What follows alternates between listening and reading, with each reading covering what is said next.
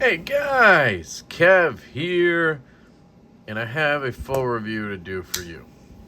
This is the Artisan Cutlery Ahab. So, I'm not quite sure what the guidelines are with Artisan on what they have as CJRB and what they have as Artisan, because a lot of times knives that I would expect to be a CJRB end up being an Artisan. So I think maybe there is a guideline where they won't do collaborations as CJRB. I'm trying to think of any CJRB collaborations. I guess the Centros, was it? Is that the Mallory design? Was that a CJRB Centros? I think it was. So that's a collaboration. So yeah, I don't understand. Because this is like a $90, $80 knife, I think, on White Mountain Knives. Go check it out there. I'll link it down below. You can use my code LeftyEDC if they have any left. And I think you can get these for like 60-something or 70-something with the code. But, yeah, I don't really get it. Because I would feel like that would be budget. And that would make it a CJRB. But it's an Artisan. So I don't know if it's supposed to be... They're calling it Artisan because that sort of like inflates the perceived value of it. I don't know. It's an interesting concept. Or maybe they let the designer choose. Who knows? If anybody knows, let me know down in the comments. But it's G10 and it's AR-RPM 9 steel. So again, sort of CJRB stuff, right? But anyway, this is the Artisan Ahab. I think I have the box right here, yeah. So I actually bought two of these. Originally, I got two from White Mountain Knives. And that was because I always buy two when it's like a budget-y knife, because I can either give one away, I can sell it to somebody that really wants it, I can do whatever. And also because usually on these budget-y type knives, honestly, even higher-end knives, QC is a major issue, and I always like to get two because for sure one will be better than the other, and then I feel like I got a good one. So here you go. It's the 1851P.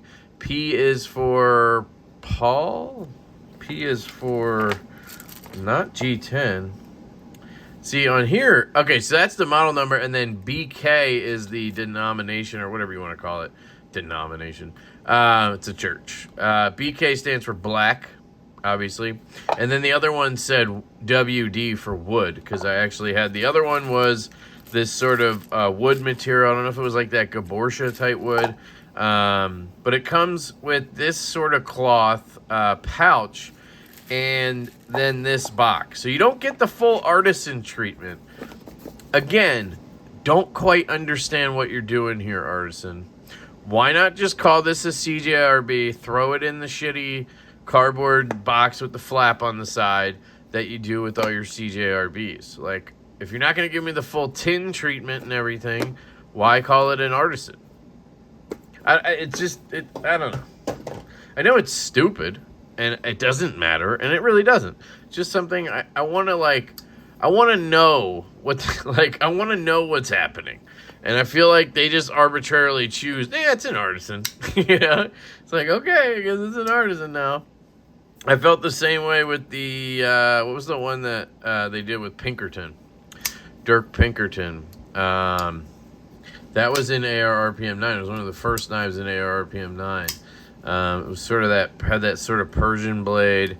I sent it to Jake to test. God, that was a long time ago. Can't remember the name of that. But anyway, that was like $70 and was an Artisan too. So I'm going to shut up about that now. This is a really cool knife. It has some really cool aspects. I think if you're here to just know, like, do I recommend it? Yeah, I would recommend this knife. There are caveats, and I have a pretty big caveat as to why I am not keeping the knife as is. I'm going to actually have it modded. So that kind of says two things. One, I like it enough that I want to mod it to keep it, right?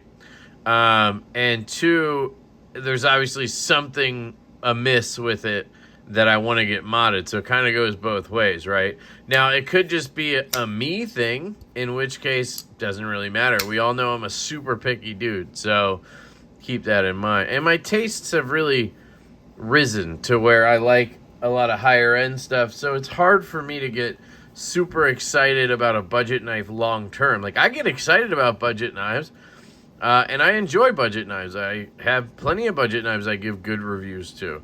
But long term, they don't usually, you know, stick around unless they're like a really good Asher, or, you know, I have some connection to it somehow. Anyway, I am really just babbling here. So let's talk about this knife. Aesthetics. I really appreciate the aesthetics on this knife because it's different. It is very hard in this day and age to design a knife that looks different, right? This is designed by Nitch Designs, or Nick Rogers. He's a cool dude. He actually started his knife sort of career with Nitch Designs with the Ingress, which was a it was an OEM project that he did on Kickstarter that did not get funded.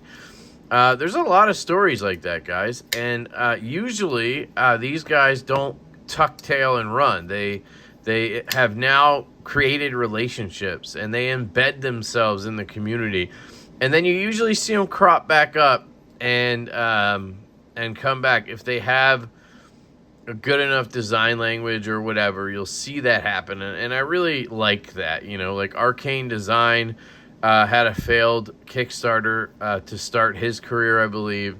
We're seeing it with Casey over at Knives Fast, which I think the Pinion pre-order is still up right now. If anybody wants to go grab one and support that project, that would be awesome over on TempestKnives.com. But anyway, Nick Rogers had the Ingress, and it did not go through on Kickstarter. I did finally get to handle one of those. Backpack B has one of the prototypes. And I definitely would not have liked that knife. It's just way too tall. And that's actually one of my gripes on this knife, is how tall the knife is. It's just not my favorite thing on a knife. Now, I will get past it. Here's the Winter Blade Factor. We could all agree that this is one of my favorite knives, so I can't sit here and say I hate all tall knives, right? Like, because I love that one. The Growler is one of my own designs with Colin from Devo Knives, and that's a rather tall knife. So, like, it's not that I don't like or won't carry them, it's that I don't personally love that aesthetic mostly, right? And the Ingress was just a little too tall in my opinion to even carry in pocket. This is not quite that tall, right? It's been toned down a little bit here. And it's got this sort of harpoon thing going on. You get these crazy studs, which we will talk about in probably good detail, but they are unique. I think he designed these studs specifically for this knife, which is cool. You have this very unique handle shape with sort of a hump right here. You have this titanium milled clip and backspacer, which is a nice touch on a knife like this. I think that does add cost and makes it why it's like $90 or $80 as opposed to a normal CJRB. G10 and AR RPM 9 is usually, $40-50, and I'm gonna be real with you guys. I think this knife would have been served better as a CJRB in that $40-50 range with just a standard clip and backspacer. I like that there's titanium on this knife, but I don't like it enough. I don't think it gives the knife enough of a premium feel. I think the knife itself is a budget knife, and I think it just would have been better if they had gone full budget and just done a steel clip and maybe a G10 backspacer or something like that, because the rest of the knife feels budget. And I'll get into that later as well on my thoughts with Artisan and stuff, but I just think it would have been served better in that realm. of a CJRB in that Centros feldspar type of realm. You know, a little bit more than that because you got the collaboration thing going on. You know, feldspar doesn't have that, so it's hard. You know, they're selling those for really cheap. You got to tack 10 or 15 bucks on because it's a designer knife, which is fine. But going to 90 with this, man, I just don't know. That's what they sell on their website for, I think, $93. And again, with retailers, I think it's like 75 or 80, something like that. But anyway, aesthetically, it looks good. I really like how unique it is. I've been told that he modeled this after a French front flipper design, like the custom French front flippers that you see. David Lespec. Not an expert on those. That's really the only guy I know. But I see it. Once I heard that, I was like, oh, yeah, it kind of does have that Lespec thing going on a little bit.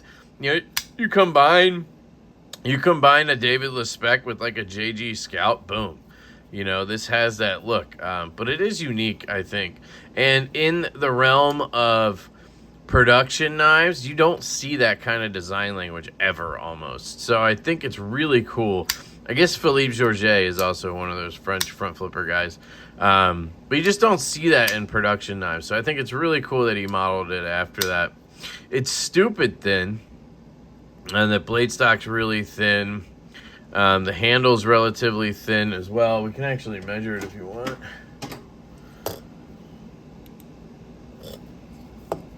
Very thin. 0.45. I'm surprised it's even that thick, to be honest. So 0.45. I believe they are flat.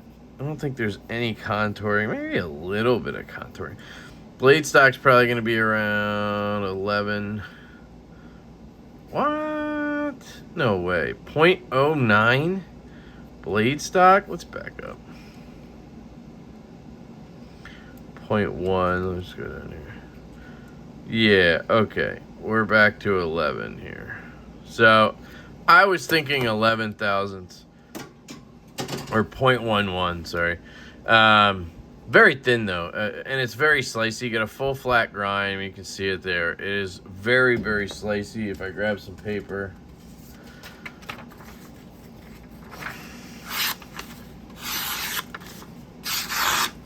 I mean, you can see S-cuts, all that good stuff.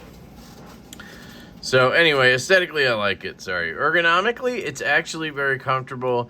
It doesn't necessarily look like it would be, but it is. It fits in my hand really well.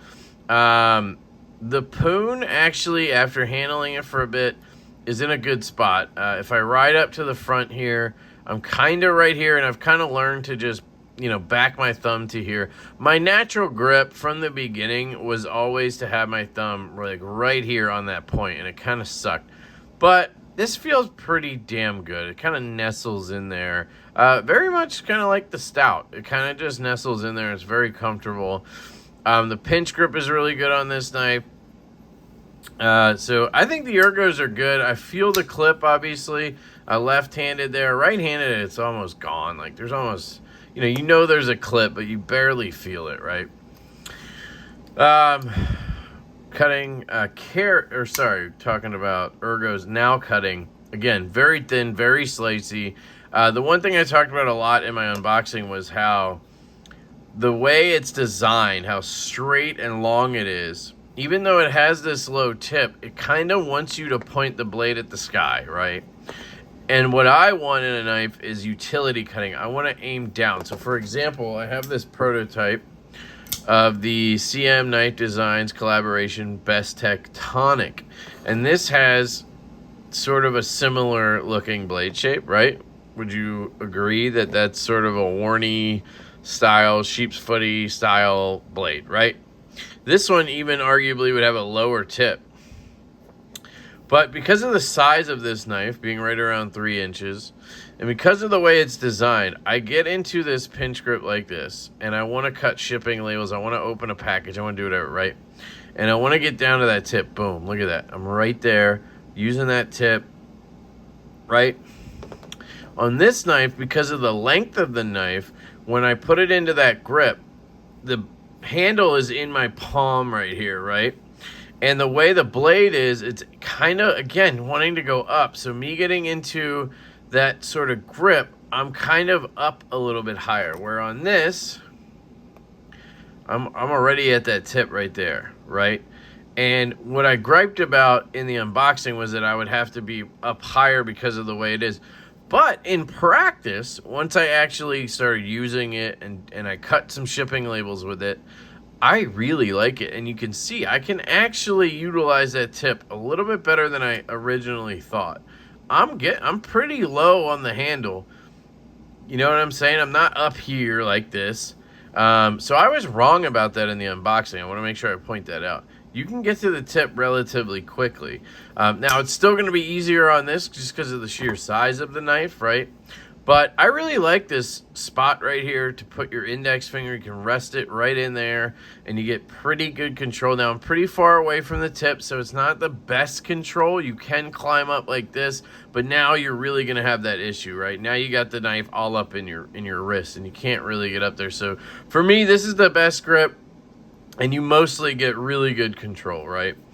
So I think the cutting is fantastic on this knife. It's super thin. You saw it slice through paper. It's just gonna do the same thing through fruit, through cardboard, all that good stuff. And the tip is very functional. I also think it'd be a relatively decent like food prep style knife. Now, you know, when you're not gonna be able to do the sort of like rocking cuts, like again I thought in the unboxing.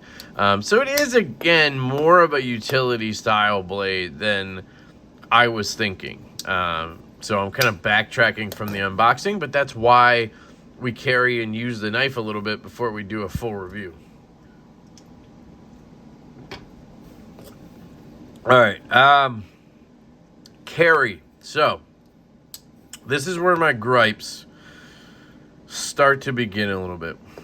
So the height of the knife for me is a little bit of an issue. It is tall. Now again, I pointed out that one of the knives I truly love, it's going to be in that knife of the year category for me, is the Factor. And it's tall. So it's hard for me not to sound hypocritical, right? I like how this carries. I really enjoy it. But it is tall. Like when it's in my front left pocket, I know it's in my front left pocket when I reach in or if I put anything else in there, right? This only has right hand carry, so I carried it. I carried it in my back pocket, and then one day I actually carried it in my front right pocket. I moved my flashlight over to my left pocket, and I put the knife in my front right to try that. And what I noticed was it wasn't so much about the height that bothered me. It was these studs. So I've had this issue in the past with the Sumo, from Hoback knives, and some TRM knives like the Shadow. Coming out of my pocket, the stud catches, and it will Emerson deploy this knife out of my pocket. So it'll catch on the way out of the pocket, and the knife will sort of deploy. And the worst is when it actually like half deploys like this. So you're taking the knife out, and it comes out, and the knife is like this in your hand, and you're like, it's just very, very awkward. It's a little scary in a sense of the word there. I honestly prefer it when that happens and the knife deploys all the way, because I can hear it. It deploys all the way, and I basically just have the knife out, and then I'm like, okay, I'm just gonna close it and put it away again or do whatever, right? This knife came out and would sort of half deploy on me, and that's a big, huge no-no to me. That is like a sell the knife immediately thing for me. And that's the thing that I'm going to have modded on this. So I already talked to my buddy Backpack B. He's going to attempt to put a pill-shaped hole in this. I'm going to be his guinea pig. I told him, if it doesn't work, if he damaged the knife, whatever, it's on me, right? I would sell or give away this knife if I couldn't try to get rid of these studs and put a pill-shaped hole in. So the reason I say pill-shaped is because a circular hole, he said, wouldn't work because you get too close to the frame. I forget why. So I'm like, just do a pill shape, and obviously that's a lot harder, so he's going to try it. But anyway, I need that done, or I just can't have this knife. And that may not be an issue for all of you. Some people, the way they pull the knife out of their pocket, it just never happens. The type of pockets they have, maybe they grab the knife a different way. I don't know. Just for me, it happens on some knives, and it's usually when the studs have this type of design where they have a lip around them. TRM does it. The Sumo had those like plates, but that's usually why it happens. Now, I have heard you can put, like on TRMs, you can put O-rings on your studs, and that takes care of it. So maybe you could do that with this. But anyway, I just want to point that out. Now, on the other hand, it's super lightweight, and the clip is great. It carries very well. Like, it actually carries well. It's just that occasionally coming out of my pocket, it flips open, right? So overall, the carry is good. It's just the coming out of your pocket type thing. Anyway, so that's carry. We talked about cutting. Sounds.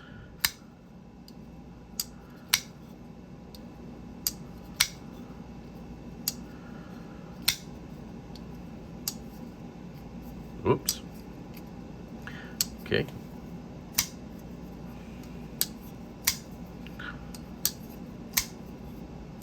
Yeah, the sounds are good. I would give it a 6 out of 10, something like that. I mean, for a knife in this price range, I think it sounds really good. And when I say that, I mean like G10 liner lock, you know. It sounds really good. So, 6 out of 10, I'd say, which is good. All right, so action and fidget factor on this knife. And this is where we get into the nitty-gritty a little bit here. Where I ding the thumb studs on carry, right? Where I give them to me, it's a big issue, right? And you never want to have your knife be an accidental Emerson deploy knife, in my opinion. I just don't like that personally. It bugs me, right? It's a pet peeve.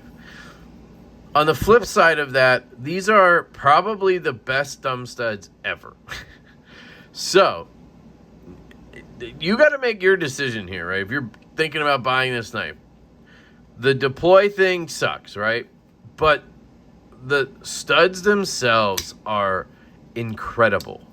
These are hands down the best thumb studs I think I've ever used. They just catch your thumb so well. And it's probably because they have that lip and they have this sort of milling pattern around the side.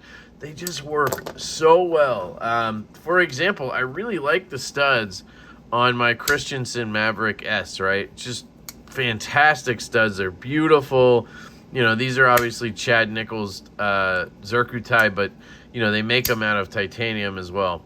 And they work really well. And even on these, I will slip off sometimes and miss them or whatever. My thumb will kind of glide over the top or something. And these are some of my favorites. But these, man, they just rip so well. I mean, it's hard to explain how good they are. You can slow roll out real easily with them because you just get this grip on those studs. I mean, they feel amazing, honestly. So I got to give them huge credit for these studs. And again, I think Nick designed them. Also, the way that the thumb studs are placed or whatever's going on here, the thickness of the handle, man, that reverse flick is just, it doesn't feel like a thumb stud flick. So again, going to the Maverick S, one of my favorites, it still feels like a thumb stud knife, right? You have to climb underneath. You got to get the right angle so you're putting pressure vertically. Because on a thumb stud knife, if you kind of flick out like this, unless the detent is like perfect, you'll just kind of flop it out. Right now on this knife, the detent is perfect. You'll just kind of flop it out. On this knife, it honestly feels like a reverse flick. It feels like a hole flick, if that makes sense. And that's why a lot of us love knives with holes. Because we like how it just feels different than a thumb stud when you're reverse flicking. It's just a different sensation to flick this way versus on a thumb stud where you're kind of getting underneath and flicking up, right? This has that feeling. It gives you that whole feeling, and part of it is the stud, because you get under that lip and you're just like bang. It's one of the funnest thumb stud knives ever to deploy, in my opinion. And because of this goofy design, I can use my index finger. It's the weirdest thing, but I can do that. I just kind of was like, let me try this. And it works so well, and it's actually like kind of fun to flick the knife with your index finger. Now, I will say, if you try it, be careful, because at first you're gonna almost hit that edge. But I've kind of learned to flick and pull out, like get out of there, and it's fun. It's really fun. So the action's good. I mean, you can watch the close. I did Loctite this, so I had to tune it a little bit, but there's no play, maybe the slightest. Drops, gliding down with a few shakes, centered up now. The wood one I had, the detent was good. It wasn't this good. It was maybe a little bit lighter than this, but it was still like within a range of good, right? I have heard some people say their detents are light. And then the wood one was way off center. I mean, it was terribly off center. Man, all right, I'm, you know, it was over to the show side a good bit, is what I'll say. To the point where I sold it to my buddy Backpack B, and I had to tell him, like, hey, dude, the centering's off. Like, I'll give you a discount for the centering. You know what I mean? Like, it wasn't like a just tighten the pivot kind of thing. It was a something's up with the knife kind of thing. He may have fixed it because he modded it, but so again, in this price range, you're gonna have those QC things going on. But let me finish up the action, then we can kind of close this out. Really good. It's really good. The action's fun. It's addicting. It's a pleasure. It really is. It's a pleasure to fidget with. So, in closing, do I recommend it? Yes, I recommend it.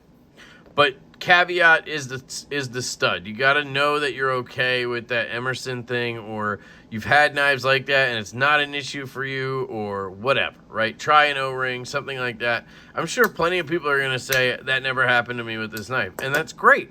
I'm glad, right? I don't want it to happen. So there's that. Okay. Final thoughts on it. Again, I think this would have been...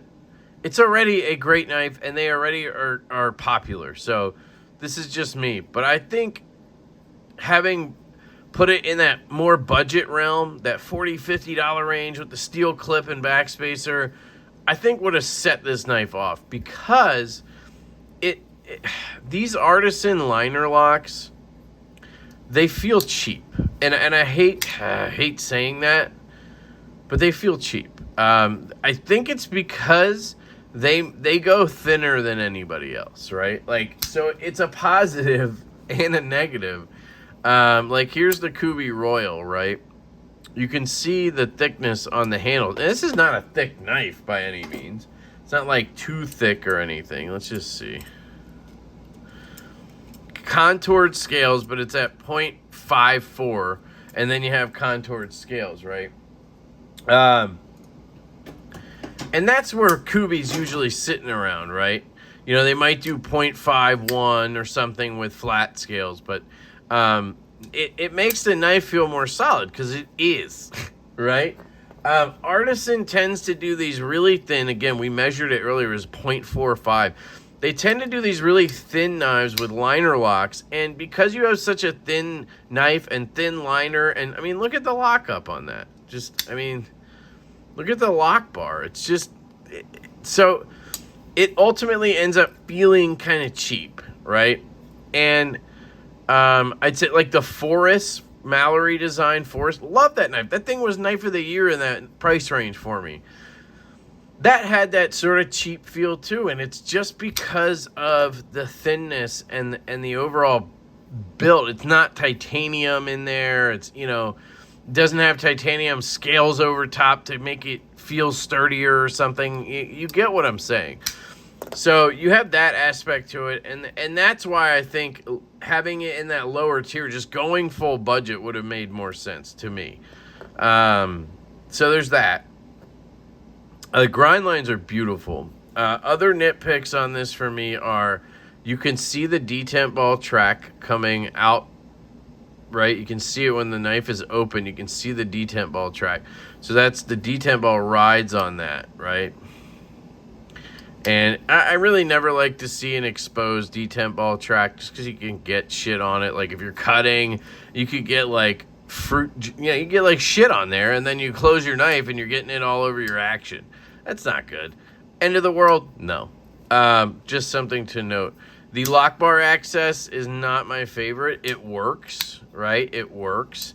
But I would like to have seen it scallop back a little bit further. Like instead of having this weird sort of rounded thing, just take it back to there, right? Just take it back to here, and you would have had more access to get in there.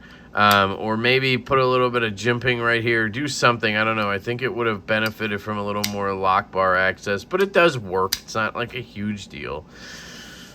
The clip is fantastic. They did a great job on the clip. So, you know, it has its very, very positives in terms of the things you want in a knife, right? It's stainless. It's got good steel for the price point. It's got great ergonomics, really good ergonomics. And the cutting ability of this knife is phenomenal, off the charts good, how thin and slicey it is. And guys, that's what Nick, I mean, he has a sharpening service. He cares about how the blade performs, right? That's one of the things he focuses on, right?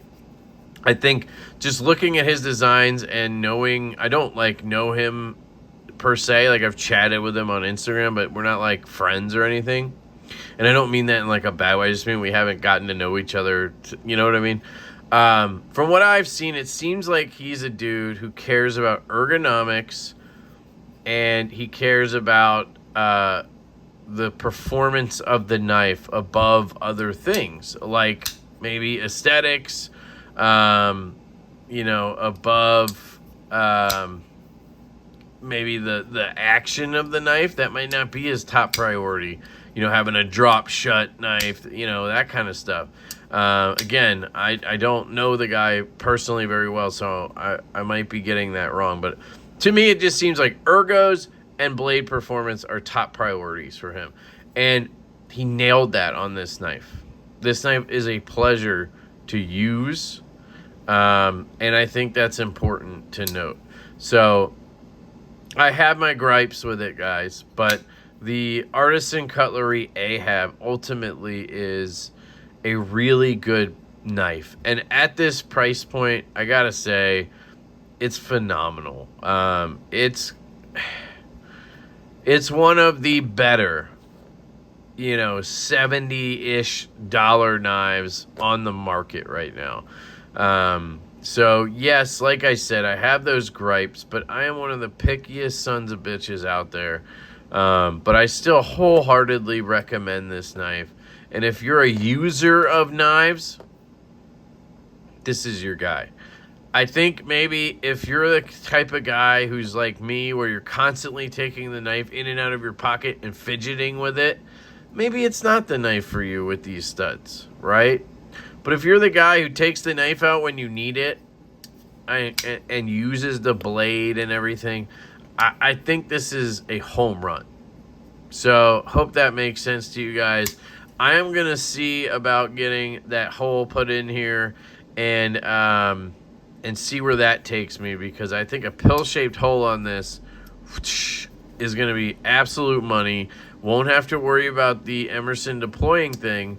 And this might be one of my favorite budget knives if we can get that pulled off. So let me know what you guys think down in the comments about the Artisan Cutlery Ahab. Did you get one? Are you gonna get one? What do you think if you didn't get one, or whatever?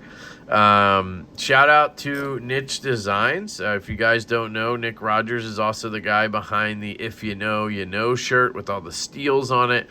You can pick that up on his website along with a plethora of other stuff he has on the website. He's got this knife design with Artisan. I believe he has another one in the works that's his own sort of branded OEM knife. And I'm sure he has other things in the works with companies. And he has a sharpening service, so feel free to hit him up for that. I'm going to link his stuff down below in the description. And, of course, as always, thank you to White Mountain Knives for being an awesome retailer. That's where I picked these up from. You can use my code LeftyEDC at whitemountainknives.com for 10% off your order and free shipping in the U.S. Yeah, I love you guys truly and dearly. I hope you have an absolutely fantastic day, and I will catch you later.